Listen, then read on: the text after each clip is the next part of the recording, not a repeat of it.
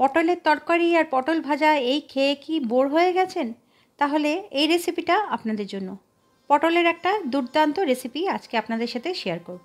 প্রথমে বড় বড় পটল নিয়েছি, ভালো করে ধুয়ে একটু ছেড়ে ছেড়ে কেটে নিয়েছি খোসাগুলো। তারপরে মাথার দিকটা দুদিকটা একটু চিড়ে নিয়েছি। এবার নুন হলুদ ভালো করে মাখিয়ে নিয়ে আমি কিছুক্ষণের জন্য পটলগুলো রেখে দেবো।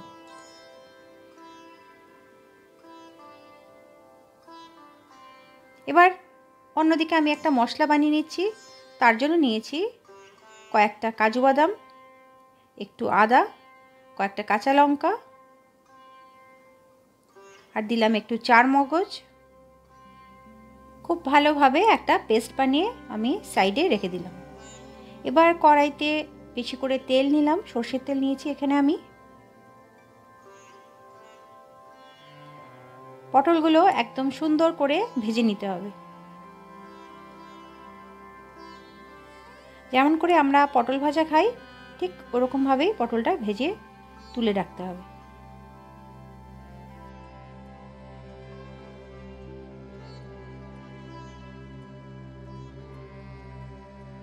পটলগুলো ভাজা হয়ে গেছে, এবার আমি তুলে রাখছি।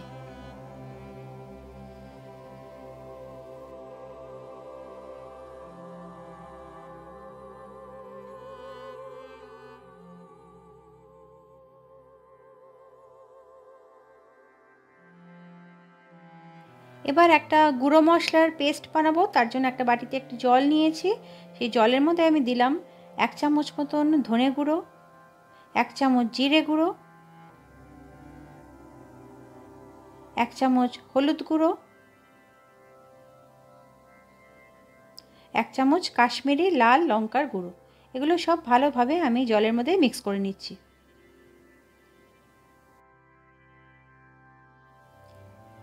মশলাটা সরিয়ে রাখলাম। এবার ওই তেলের মধ্যেই আমি দেব ফোড়ন, গোটা গরম মশলা ফোড়ন দেব। তার জন্য দিয়েছি তেজপাতা আর গোটা গরম মশলা, মানে দারচিনি, লবঙ্গ আর ছোটো এলাচ। 1 মিনিটের জন্য একটু নাড়িয়ে নেব যাতে সুন্দর গন্ধটা বেরোয় ফোড়নের। সুন্দর গন্ধ বেরিয়ে গেছে। এবার আমি যে গুঁড়ো মশলার পেস্টটা বানিয়েছিলাম সেটা এর মধ্যে দিয়ে দিলাম। খুব ভালোভাবে মিক্স করতে হবে। গ্যাসের ফ্লেমটা আপনারা কম রাখবেন, নাহলে মশলা পুড়ে যেতে পারে।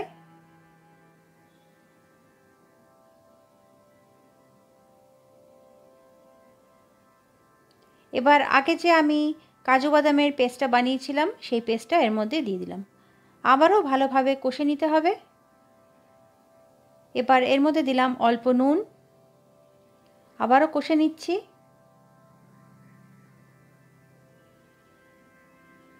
আর দিলাম একটু জ্যাগারি পাউডার বা গুড়ের গুঁড়ো। আপনারা চাইলে চিনি দিতে পারেন, আমি চিনি ব্যবহার করি না, গুড়ের গুঁড়ো ব্যবহার করি, সেই জন্য একটু এখানে গুড় দিয়েছি। রান্নাটা কিন্তু একটু মিষ্টি ভাব হয়। আপনারা যদি মিষ্টি পছন্দ না করেন তাহলে কম দেবেন, কিন্তু মিষ্টি কিন্তু একটু দিতেই হবে। মশলা কষা হয়ে গেছে। এবার আমি এর মধ্যে ভাজা পটলগুলো দিয়ে দিচ্ছি। মশলার সাথে খুব ভালোভাবে কষে নিচ্ছি।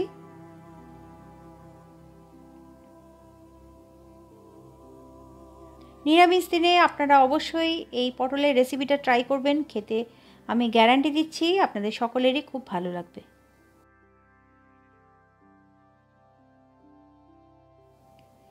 মশলা ভালোভাবে কষা হয়ে গেলে এর মধ্যে দই দিতে হবে। আগে থেকে একটু ফ্যাটানো দই, একদম ফ্রেশ দই নেবেন। ছোটো বাটির 1 বাটি মতন দই ভালোভাবে ফেটিয়ে নিয়ে আমি এর মধ্যে মিক্স করে দিলাম।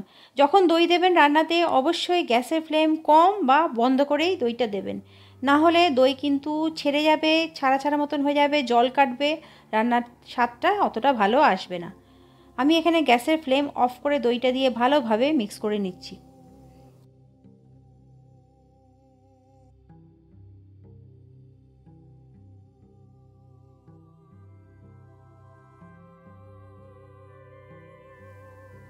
এবার ঢাকা দিয়ে দিলাম, কিছুক্ষণ রাখবো। দেখুন তেল বেরিয়ে গেছে, মানে রান্নাটা কিন্তু একদম রেডি হয়ে গেছে। আমি একটা কাঠি দিয়ে ফুটিয়ে দেখে নিচ্ছি যে পটলগুলো সেদ্ধ হয়েছে নাকি। আপনারাও সেটা করবেন। খুব তাড়াতাড়ি রান্নাটা হয়ে যায়, কারণ যেহেতু আগে থেকে পটলগুলো খুব ভালোভাবে ভেজে নিয়েছিলাম, সেই জন্য সেদ্ধ হতে কিন্তু একদমই সময় লাগে না। রেসিপি কেমন লাগলো তা অবশ্যই কমেন্ট সেকশনে জানাবেন। রেসিপি ভালো লাগলে আমার চ্যানেলকে সাবস্ক্রাইব করে পাশে থাকবেন।